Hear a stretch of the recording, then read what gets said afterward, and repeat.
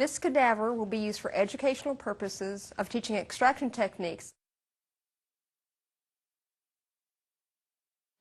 In addition to standard surgical equipment such as scalpel blades, thumb forceps, needle holders, and absorbable suture material, extraction instruments may include a low or high-speed handpiece and the appropriate cross-cut fissure burrs, a periosteal elevator, dental elevators, and extraction forceps.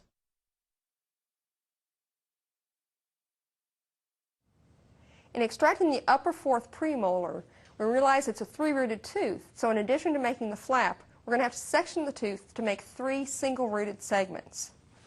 Typically on the upper fourth, I'll make 1 incision at the mesial or rostral aspect of the tooth, going full thickness all the way through the attached gingiva into the looser alveolar mucosa. I don't like making a distal incision because there are some important structures back there, including the salivary ducts.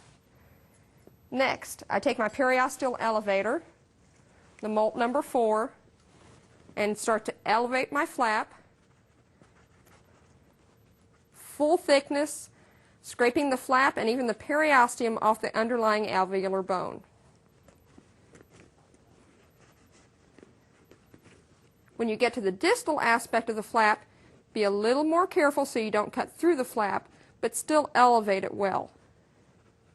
Our next step in forming our flap is releasing the tension on the flap underneath by incising the remaining periosteal fibers.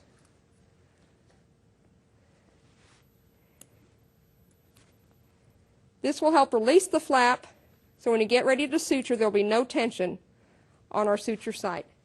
This also exposes the area where we need to section the tooth.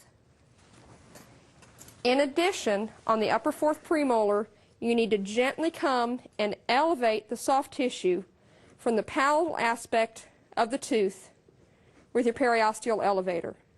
You can feel the periosteal elevator walking around the circumference of the tooth, and even at the mesial aspect or front aspect.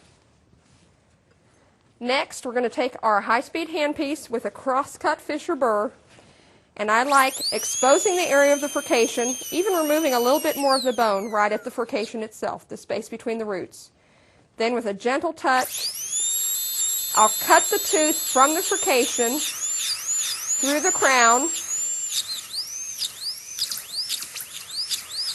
going all the way through the tooth. If you have a smaller dog, you might want to put a tongue depressor or other device to protect any soft tissue behind the tooth itself. Once we're completely through the tooth, then we'll look at sectioning the 2 mesial roots. In order to section the 2 mesial roots, you need to reposition the head and put a mouth gag in the mouth. Angle the head slightly back, and this gives you better exposure between these 2 roots. As you come in with your burr, you're going to be connecting the furcation at the front or mesial part of the tooth back to your furcation cut that you made earlier, with the burr at about a 45-degree angle, not straight up and down.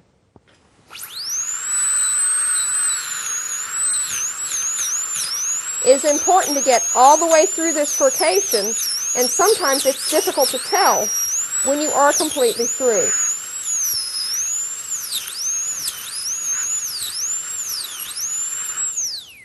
To verify that you are through the furcation, take a smaller elevator, gently place in between the 2 roots, and see if there's mobility of the 2 roots from each other. There is mobility, so we are through the furcation at that stage. One trick I use on the upper fourth premolar is I also take away part of the distal cusp to allow me space to put my dental elevator in this area.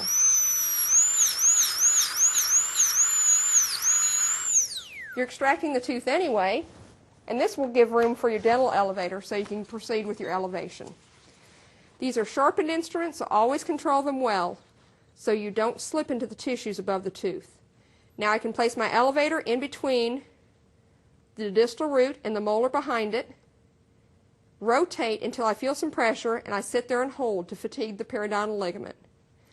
I can come in between the 2 crowns and gently rotate the instrument, but don't put too much pressure because the focus point of the roots is underneath the bone and you don't want to break off the crowns.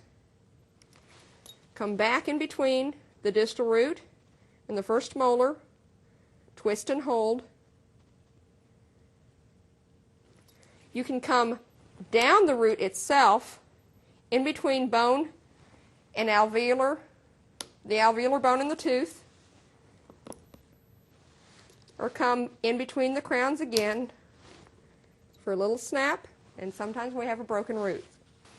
The reason this crown broke off, even though I had mobility, I was not all the way through my furcation when I made my cut.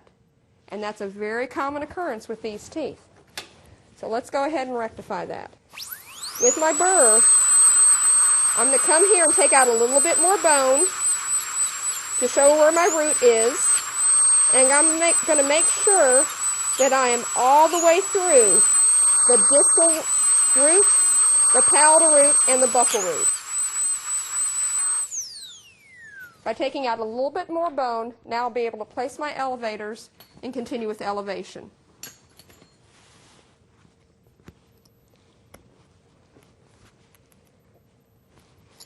Working the elevator in between tooth, root, and bone. Rotating, letting the periodontal ligament fatigue.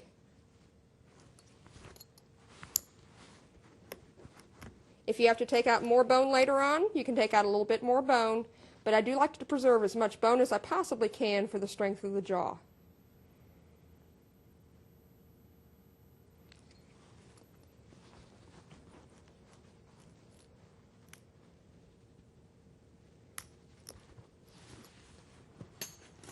Sometimes there's ankylosis with bone literally grown into the root, but we're getting some release finally with this root, though the bone is ankylosed to it and it is coming out with the root itself.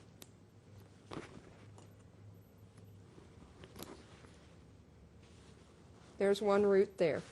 Now that I have that root out, I can access the distal root a little better, so I'm going to continue working on it.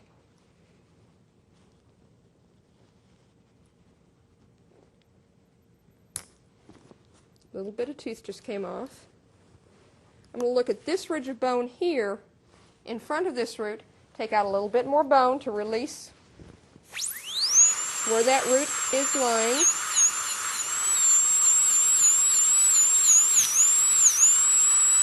And also look at where my palatal root is.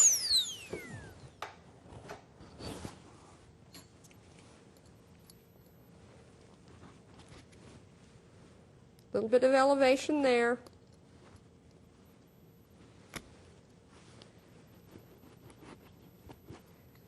Little bit of elevation with the palatal root. Coming to the front part of the palatal root.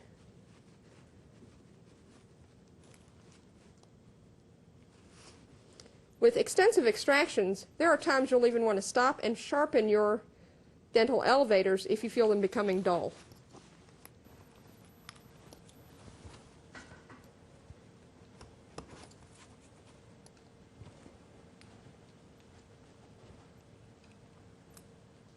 As I continue to elevate, I start to get a little bit of movement from the distal root as it finally starts to release from the alveolar socket.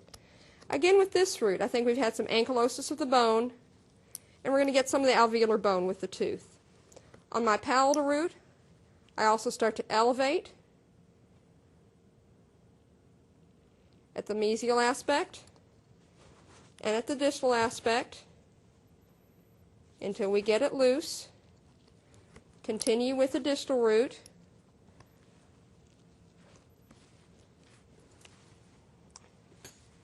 Get your extraction forceps to gently grasp, rotate, and extract the palatal root. Grasp, rotate, and extract the distal root. We'll come with our burr and smooth out the areas of rough bone.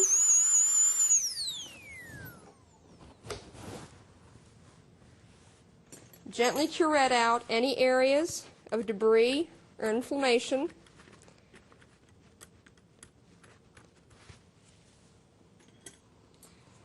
get our flap ready for suturing, and since we already released those fibers, that flap is going to pull over and close nicely, with this corner going right to the area that the palatal root came from. So I'll start my suturing from the palatal aspect.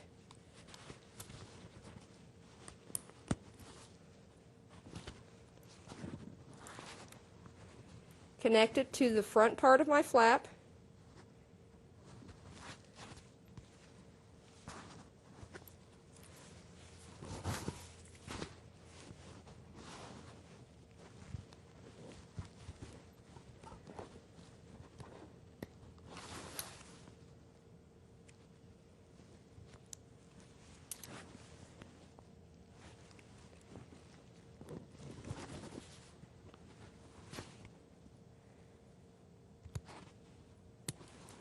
And with several other sutures, I'll be able to continue to close the site at the front aspect and at the distal aspect, and the extraction is complete.